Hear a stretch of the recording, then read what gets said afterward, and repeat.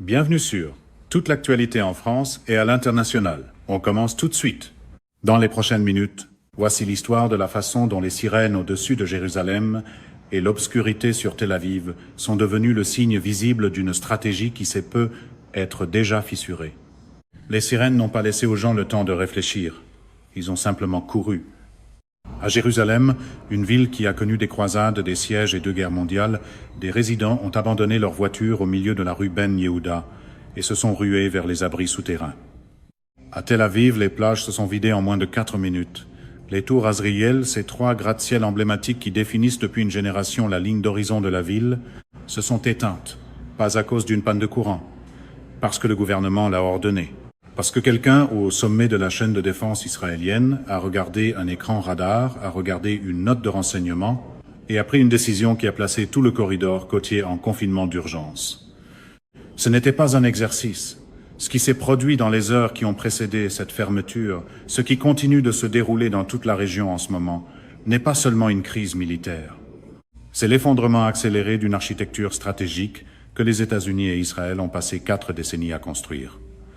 Et pour quiconque n'a pas suivi la vitesse à laquelle les dominos sont tombés, cela reconfigure tout ce que l'on croyait comprendre du Moyen-Orient. Parce que ce qui ne se retrouve pas dans les manchettes, c'est ceci. Lorsque Jérusalem et Tel Aviv deviennent sombres et silencieuses en même temps, lorsque le gouvernement d'un État doté de l'arme nucléaire, qui n'a jamais admis publiquement la moindre vulnérabilité, déclare une urgence ouverte, cela signifie que quelque chose est déjà brisé. Pas en train de se briser, déjà brisé. Pour comprendre où tout cela a commencé, le point de départ n'est pas les sirènes, mais la stratégie. Parce que pour comprendre pourquoi les 2 villes les plus importantes d'Israël viennent de s'arrêter, il faut comprendre ce qui était censé se produire, ce qui était garanti selon chaque groupe de réflexion à Washington, chaque briefing au Capitole, chaque jeu de guerre mené au commandement central américain, le CENTCOM. Et ensuite, il faut comprendre méthodiquement, sans sentimentalisme, pourquoi rien de tout cela ne s'est produit. Le 28 février, lorsque la puissance aérienne américaine a lancé sa campagne contre l'Iran, la théorie opérationnelle était presque élégante dans son ambition. 4 objectifs nets, atteignables, décisifs. 1. Le changement de régime. Mettre Téhéran sous une pression assez forte, assez rapide, pour que le gouvernement se fracture de l'intérieur.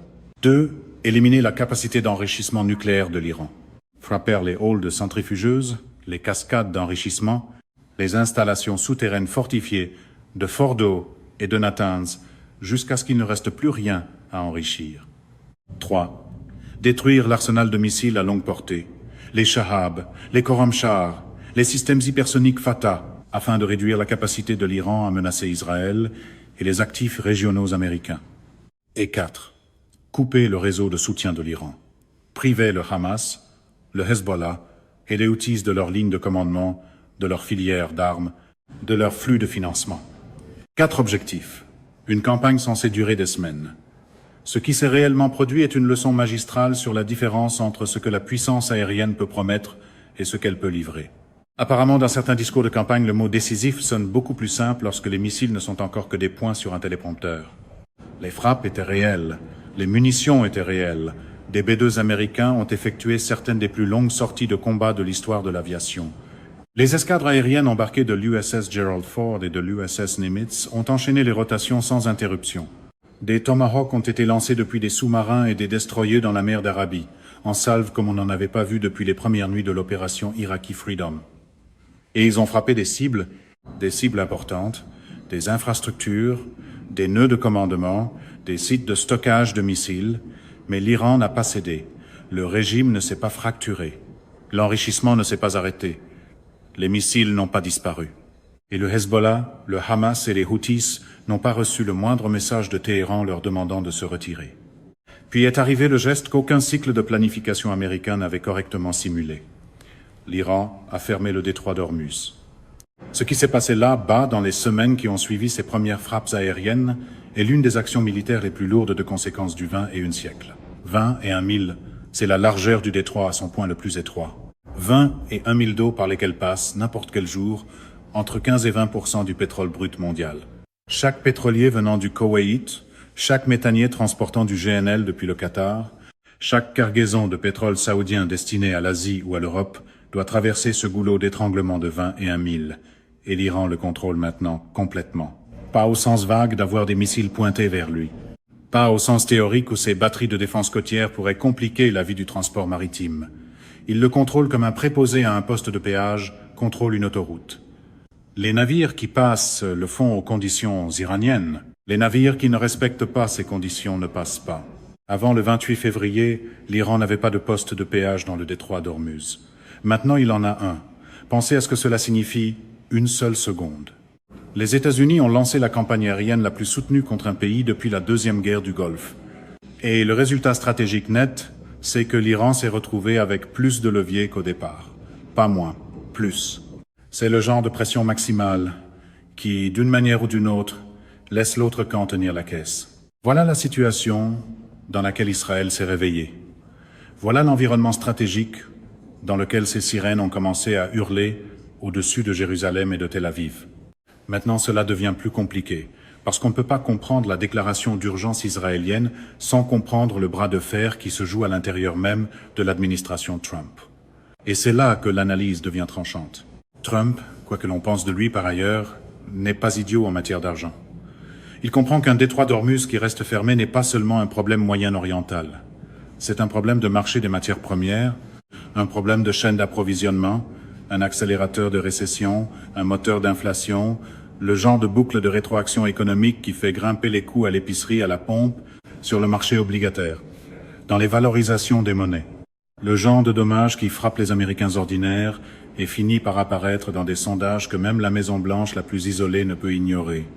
Pour une machine politique qui adore les slogans simples, les prix du pétrole ont la mauvaise habitude de parler avec des chiffres qu'aucun champ de rassemblement ne peut couvrir. Il comprend aussi, et son entourage l'a longuement briefé là-dessus, qu'il n'existe plus d'option militaire sur la table qui puisse modifier l'équation fondamentale. La campagne aérienne a échoué. L'invasion terrestre. Il faut être précis ici, parce que beaucoup de commentaires glissent trop vite sur les chiffres. Il y a environ 50 000 militaires américains actuellement dans l'ensemble du théâtre moyen-oriental. Sur ces 50 000, seule une fraction appartient aux armes de combat, infanterie, blindés, opérations spéciales, les véritables dents d'une force terrestre.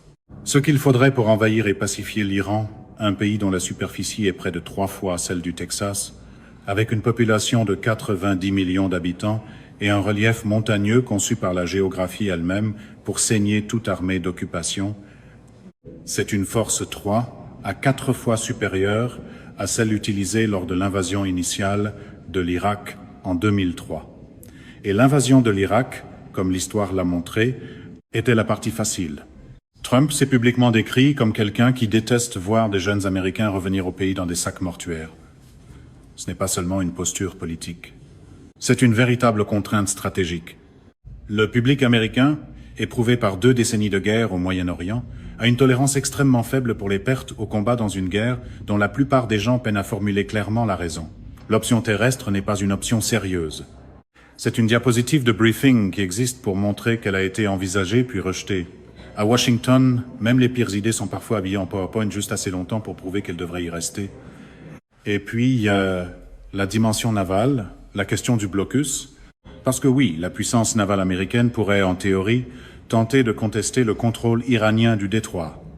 Groupes aéronavals, bâtiments de surface, sous-marins d'attaque, navires de lutte contre les mines. Mais la réalité stratégique que les propres planificateurs de la marine diront en privé est la suivante. Le détroit d'Ormuz est un environnement d'anti-accès et de déni de zone que l'Iran a passé 30 ans à optimiser. La géographie côtière, les tactiques d'essaim de la marine du corps des gardiens de la révolution islamique, les missiles antinavires Nour, les missiles balistiques antinavires Khalij Fars, la menace des mines sous-marines. Contester ce détroit avec des navires de surface dans un combat de haute intensité signifie accepter des pertes qui seraient politiquement catastrophiques pour n'importe quelle administration. Trump se retrouve donc dans le bureau ovale avec 3 instruments militaires, la puissance aérienne, la puissance terrestre, la puissance navale, et aucun d'eux n'offre actuellement de voie pour renverser ce que l'Iran a déjà gagné, ce qui signifie que, rationnellement, il devrait négocier. Et certains éléments indiquent qu'il le veut. Les incitatifs économiques lui hurlent de conclure un accord. Le cadre existe. Des discussions documentées autour d'un plan en 10 points pourraient au moins servir de point de départ à de sérieuses négociations. C'est un moment étrange lorsque le négociateur découvre que la table est toujours là, mais que le levier a discrètement changé de chaise. Mais il y a l'autre force dans la pièce. Israël et le lobby qu'il maintient à l'intérieur de l'infrastructure politique de Washington ont clairement fait connaître leur position. Tout accord qui reflète la réalité actuelle du champ de bataille, tout accord qui reconnaît que l'Iran a effectivement gagné cette manche, est inacceptable. Du point de vue israélien, l'Iran n'est pas seulement un rival régional. L'Iran est une menace existentielle. Ce n'est pas de la rhétorique. C'est la conviction stratégique réelle, profonde, de l'établissement de défense israélien, du bureau du Premier ministre à l'état-major de Tzahal, jusqu'à chaque directeur du Mossad qui a siégé dans une salle de briefing au cours des 20 dernières années. Et ainsi, Trump oscille. Dur en public, plus souple en privé, signalant un accord, puis signalant la pression maximale, acceptant un cadre, puis laissant ajouter des conditions que l'Iran ne peut pas accepter. Pendant ce temps, l'horloge de l'économie mondiale tourne, alors qu'il est tiré dans deux directions par deux ensembles d'incitations qui sont en ce moment fondamentalement incompatibles. Ce n'est pas tant une stratégie qu'une tentative de conduire deux cortèges en sens opposé tout en appelant l'embouteillage de la force. Aucun cessez-le-feu n'a été conclu, pas un vrai. Le détroit a brièvement été rouvert un jour, puis, parce que le blocus américain n'a pas été levé dans le cadre de l'arrangement, l'Iran l'a refermé. Ce n'est pas l'effondrement d'un cessez-le-feu, c'est une position de négociation. L'Iran dit à Washington, « Le détroit reste fermé jusqu'à ce que vos sanctions soient levées et que vos navires se déplacent. » Washington dit à Israël, « Nous y travaillons. » Israël dit à Washington, « N'osez pas les légitimer. » Et au milieu de ce triangle, les sirènes ont retenti à Jérusalem et à Tel Aviv. Le véritable déclencheur de la déclaration d'urgence est l'endroit où l'analyse militaire devient granulaire. Et c'est là que se gagne le droit d'avoir une opinion sur la suite. La déclaration n'a pas été déclenchée par une seule frappe de missile. Elle a été déclenchée par une posture de menace, une combinaison de signaux que le renseignement israélien a évalué comme indiquant la préparation imminente d'une attaque de grande ampleur. Il s'agit de multiples flux de données, images satellites, montrant une activité inhabituelle dans les installations de la force aérospatiale du corps des gardiens de la révolution islamique iranien, renseignements d'origine électromagnétique suggérant une coordination entre Téhéran et des éléments de commandement du Hezbollah dans le sud du Liban, schéma d'activité de drones dans les approches nord qui ne correspondaient pas au profil opérationnel habituel. Et voici l'élément qui a vraiment pesé dans la balance. Des évaluations selon lesquelles le stock restant de missiles hypersoniques Fatah, 2 de l'Iran avaient été repositionnés vers des positions de tir avancées. Un Fatah 2 représente un problème précis dans le calcul de menace israélien. Il s'agit d'un véhicule de rentrée manœuvrant, d'un véhicule planeur hypersonique placé au sommet d'une trajectoire balistique. Arrow 3, la fronde de David, le dôme de fer. Ce sont des systèmes de défense en couche qu'Israël a dépensé des milliards à développer et qui ont montré des performances crédibles contre un large éventail de menaces. Mais une ogive hypersonique manœuvrante présente un problème d'interception fondamentalement différent. Les vitesses de rapprochement, la trajectoire terminale imprévisible, les fenêtres d'engagement extrêmement étroites pour les missiles intercepteurs. Ce ne sont pas des problèmes insolubles, mais ils ne sont pas non plus confortablement résolus. Pas à grande échelle, pas contre une salve massive. La déclaration d'urgence d'Israël était au fond la reconnaissance que l'enveloppe de menaces entrantes avait dépassé ce que des postures de défense passive pouvaient absorber avec confiance. Alors, que fait Israël maintenant? Et plus important encore, que font les États-Unis? Le scénario qui empêche les analystes sérieux de dormir n'est pas celui où l'Iran tire, où Israël réplique et où l'on obtient un autre cycle de frappe et de contre-frappe. Ceux-là sont gérables au sens clinique du terme. Coûteux, destructeurs, politiquement dévastateurs, mais gérables. Le scénario qui empêche les gens de dormir, c'est celui où Israël, se sentant menacé existentiellement et peu convaincu que Washington le protégera adéquatement, prend la décision indépendante de frapper les infrastructures nucléaires restantes de l'Iran, non pas avec des munitions conventionnelles, mais avec quelque chose qui franchit un seuil qui n'a pas été franchi dans un conflit militaire depuis 1945. Personne, dans une capacité officielle, n'en discute publiquement, mais la chaîne logique n'est pas compliquée. Si Israël croit réellement que l'Iran est sur le point d'acquérir la capacité de menacer son existence avec des armes nucléaires, et s'il a conclu que la puissance aérienne américaine a échoué à empêcher cela, la doctrine militaire israélienne, la doctrine Begin, la même logique qui a détruit le réacteur d'Osirak en 1981 et le réacteur syrien en 2007, a toujours soutenu qu'Israël agirait unilatéralement et préventivement contre les menaces nucléaires existentielles. La question est de savoir si les dirigeants israéliens actuels sont réellement à ce seuil, ou si la déclaration d'urgence est en partie une tactique de pression, une façon de communiquer à Washington que le temps de l'ambiguïté diplomatique est terminé. Et la réponse géopolitique douloureuse, c'est que cela pourrait être les deux. Parce que la toile de fond plus large sur laquelle cette crise est peinte ne concerne pas seulement Israël et l'Iran. Elle concerne un ordre mondial en transition, le moment unipolaire, cette fenêtre ouverte en 1991 lorsque l'Union soviétique s'est effondrée et refermée quelque part au cours de la dernière décennie, lorsqu'il est devenu évident qu'elle se fermait, est terminée. La Chine a négocié des ententes au Moyen-Orient que les administrations américaines n'ont même pas été invitées à observer. L'Arabie saoudite discute ouvertement de libeller des échanges pétroliers en yuan chinois. La Turquie joue simultanément tous les camps avec la flexibilité tactique d'un pays qui comprend qu'il a des options. Les États du Golfe, qui ont accueilli des bases militaires américaines, des bases qui ont maintenant été gravement endommagées ou rendues effectivement inutilisables, ont des conversations avec leur propre population et leurs propres conseillers stratégiques sur le type de relations de sécurité qu'ils veulent réellement pour l'avenir. Les États-Unis pourraient quitter le Moyen-Orient, non pas dans un moment dramatique d'hélicoptère sur le toit d'une ambassade, mais de la manière graduelle, coûteuse et politiquement douloureuse dont les empires quittent les régions où le rendement de l'investissement militaire est devenu négatif.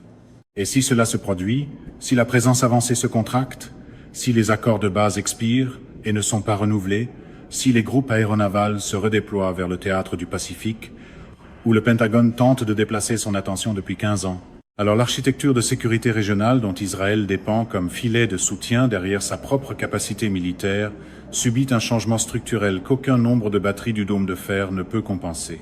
Le slogan « L'Amérique d'abord » sonne très différemment lorsque les Alliés commencent à se demander si l'Amérique est encore la première dans la pièce ou si elle est déjà à moitié rendue vers la sortie. Voilà le long jeu derrière les sirènes d'urgence. Voilà ce que signifie réellement l'obscurité au-dessus de la ligne d'horizon de Tel Aviv. Alors, où cela se termine-t-il? Le cadre de Mearsheimer est utile ici. Il soutient, et l'argument est difficile à écarter, que l'Iran a effectivement gagné cette phase du conflit. Pas gagné au sens où il aurait atteint tous ses objectifs. Gagné au sens où il a refusé aux États-Unis et à Israël les leurs, tout en acquérant simultanément des atouts stratégiques, le détroit, la posture de dissuasion, la capacité démontrée de survivre à la puissance aérienne américaine, qu'il ne possédait pas avant le début de la guerre. Un règlement négocié qui reflèterait cette réalité exigerait que les États-Unis acceptent des conditions que leur environnement politique intérieur, leur consensus de politique étrangère au Congrès et leurs relations avec Israël rendent extraordinairement difficiles à vendre. L'allègement des sanctions contre l'Iran devrait passer par un Congrès institutionnellement hostile à tout résultat qui ressemble à une forme d'accommodement envers Téhéran. Les réparations, et l'Iran les exige en les présentant comme une compensation pour les dommages causés par les frappes américaines, sont politiquement impossibles dans le climat américain actuel. La question des bases, à savoir si l'empreinte militaire américaine dans le Golfe est renégociée dans le cadre d'un accord plus large, est un sujet sur lequel les entrepreneurs de défense, les alliés régionaux et les planificateurs du Pentagone ont des intérêts alignés pour résister. Ce qui signifie que la trajectoire la plus probable à court terme n'est pas la résolution. C'est la continuation d'un conflit épuisant, partiellement gelé, par intermittence violent, que personne ne peut gagner proprement dans une région qui ne peut plus être gérée comme elle l'a été au cours des 4 dernières décennies, avec une administration américaine qui est simultanément le seul acteur capable de négocier un règlement et l'acteur le plus limité dans sa capacité d'accepter ce que ce règlement devrait contenir. Même l'art de conclure une entente a du mal lorsque l'entente réelle exige d'admettre que l'affiche avait été imprimée avant l'arrivée des faits.